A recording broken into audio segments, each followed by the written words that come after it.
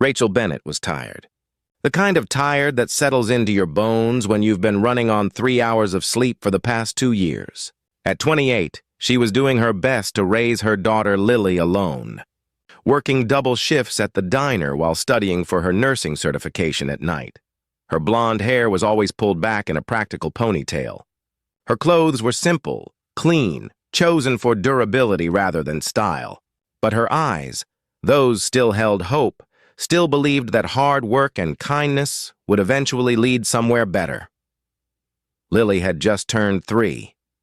Pigtails and endless energy, a smile that could light up the darkest days. She was the reason Rachel kept going, kept pushing, kept believing. It was a Thursday morning at the corner cafe where Rachel had been working for the past year. The breakfast rush was winding down when a man walked in. He looked out of place somehow, well-dressed in a dark suit, but his eyes carried a heaviness that Rachel recognized. She'd seen that look in the mirror on her hardest days. He sat at the counter, ordered black coffee, and stared at his phone with an expression that seemed 1,000 miles away. Rachel went about her work, refilling cups, taking orders, but she kept glancing his way. Something about him seemed deeply troubled. When she brought his check, he reached for his wallet and his face fell. He patted his jacket pockets, checked again, then looked up at her with genuine embarrassment. "I'm sorry," he said quietly. "I seem to have left my wallet in my other jacket." "This has never happened to me before. I can have someone bring it, or I can come back." The coffee was $3.50. Rachel saw the manager looking over, ready to make a scene. She'd seen people humiliated over less. Without thinking, she pulled $4 from her own tip jar. "Don't worry about it," she said softly, ringing it up. "We all have those days. Coffee's on me." The man looked at her, really looked at her, and something shifted in his expression. "Thank you. You have no idea what this means. May I have your name, Rachel? And honestly, it's just coffee. No big deal." "It's a bigger deal than you know," he said. "I'm Jonathan." He stood to leave, then paused. "The kindness of strangers can remind us why we keep going. Thank you for that reminder today, Rachel." She smiled, thinking nothing more of it, and went back to wiping down tables. Her shift ended at 2. She picked up Lily from her neighbor, Mrs. Chen, who watched her during the day, and headed home to their small rental house on Oakwood Street. That evening, as she helped Lily with a puzzle on the living room floor, Rachel thought about her life. The bills stacked on the kitchen counter, the car that needed new brakes, the dream of becoming a nurse that seemed to slip further away each month. But then Lily laughed at something, and Rachel remembered that some riches couldn't be counted in dollars. The next morning was Friday, Rachel's day off. She was planning to study while Lily played in the backyard. They were having breakfast when she heard it, a sound that didn't belong in their quiet neighborhood, the rhythmic thump of helicopter blades. Rachel stepped outside, shielding her eyes from the morning sun. A helicopter was descending, heading straight for the empty lot at the end of her street. Neighbors were coming out of their houses, pointing, talking. Nothing like this had ever happened in their modest neighborhood. The helicopter landed. The door opened, and Jonathan stepped out. Rachel's heart started pounding. He was walking toward her house, accompanied by a young woman in professional attire carrying a briefcase. Rachel stood frozen on her porch, Lily peeking out from behind her legs. "Hello, Rachel," Jonathan said as he approached. His voice was kind, but there was an intensity in his eyes. "I apologize for the dramatic entrance. I needed to find you, and I wanted to do this in person." "I don't understand," Rachel managed to say. Jonathan's expression softened. "Yesterday was the worst day of my life. I'd just come from a meeting where I learned that my business partner of 15 years had betrayed me, stolen from our company, and disappeared.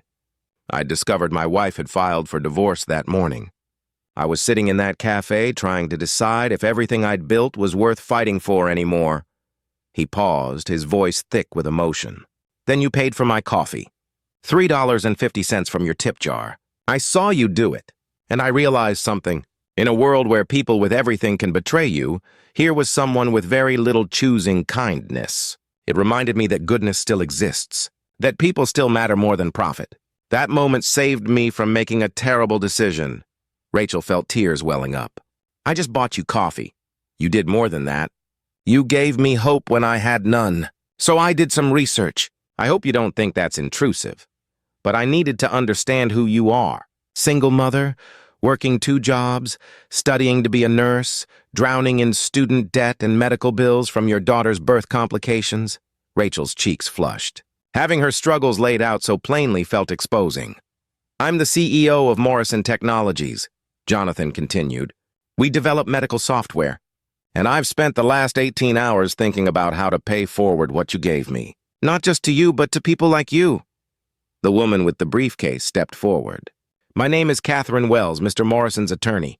We'd like to discuss some opportunities with you. Rachel invited them inside, her mind spinning. Lily clung to her leg, curious about these strangers. Jonathan knelt down to Lily's level. Hi there. What's your name? Lily, she whispered. That's a beautiful name. Your mom is a very special person, Lily. They sat at Rachel's small kitchen table. Catherine opened her briefcase and pulled out several documents. Mr. Morrison would like to offer you a full scholarship to complete your nursing degree, Catherine began. No strings attached. He's also establishing a fund to cover your current debts, including medical bills and student loans.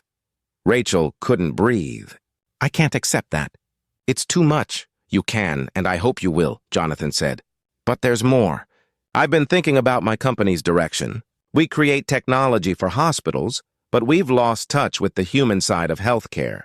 I'd like to establish a new division focused on patient advocacy and healthcare accessibility. I want you to help lead it once you finish your degree. Not as charity, but because I believe your perspective, understanding what it's like to struggle. To fight for care for your child is exactly what we need. I'm not qualified, Rachel whispered. You're more qualified than you know. Life has given you an education that no business school can provide. Empathy, resilience, understanding what real people face in our healthcare system. That's invaluable. Rachel looked at Lily. Then at these strangers offering her dreams, she'd stopped letting herself dream. Why are you really doing this? Jonathan's eyes grew distant. My father was a janitor. My mother cleaned houses. They worked themselves to exhaustion to give me opportunities. I built Morrison Technologies from nothing, but somewhere along the way, I forgot what it felt like to struggle.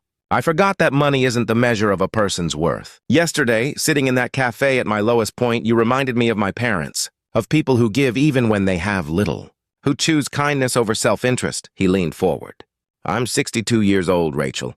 I've made more money than I could spend in 5 lifetimes. But I've realized that success without purpose is just emptiness. You gave me $3.50.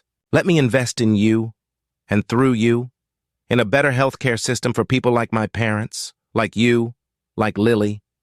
Rachel felt tears streaming down her face. I don't know what to say. Say you'll let me help. Say you'll finish your degree. Say you'll bring your heart and your experience to help us make healthcare more human. That afternoon, Rachel signed the papers. Her hands shook as she wrote her name, unable to fully believe this was real. Jonathan spent 2 hours talking with her about her dreams for nursing, what she wanted to change in the system, how she envisioned patient care. You see things clearly because you've lived them, he told her. Never lose that perspective. It's your superpower. 6 months later, Rachel walked across the stage to receive her nursing degree. Jonathan and Catherine were in the audience, cheering alongside Mrs. Chen and Lily, who clapped so hard her little hands must have hurt. Rachel started working at Morrison Technologies' new healthcare advocacy division, using her nursing knowledge and personal experience to develop programs that helped patients navigate the complex medical system.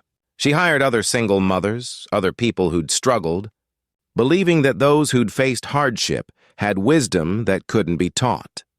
A year after that helicopter landed on her street, Rachel stood in front of a crowd at a healthcare conference, sharing her story. Not as a victim who got lucky, but as someone who proved that kindness creates ripples we can't predict.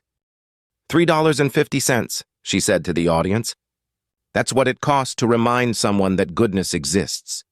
I didn't know who Jonathan was. I just saw another human being having a hard day. That's the point. We never know what our small acts of kindness might mean to someone. We never know whose life might change, or how that change might ripple outward. Jonathan was in that audience, too. After she spoke, he came up to her. You changed my life, Rachel. Everything I'm doing now, the direction of my company, the purpose I've found, it started with your kindness." "And you changed mine," she replied. "But I think maybe we both learned that we're not really separate. Your struggle was my struggle. My kindness was your kindness. We're all connected, whether we realize it or not." Lily was 5 now, thriving, full of dreams about becoming a doctor someday.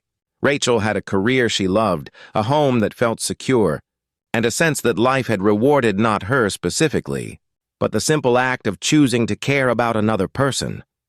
She still thought about that morning sometimes. The helicopter landing, the impossibility of it all. But mostly she thought about the moment before, standing in that cafe, pulling $4 from her tip jar because someone needed help. That was the real miracle. Not what came after, but the choice to be kind when kindness cost her something. Because in the end, that's all any of us can control. Not whether helicopters will land or fortunes will change, but whether we'll see each other's humanity and respond with compassion. Everything else is just details. If this story reminded you that small acts of kindness matter, please like, share, and subscribe for more stories that restore your faith in humanity. Leave a comment below about a time a stranger's kindness made a difference in your life. Let's spread more light in this world together.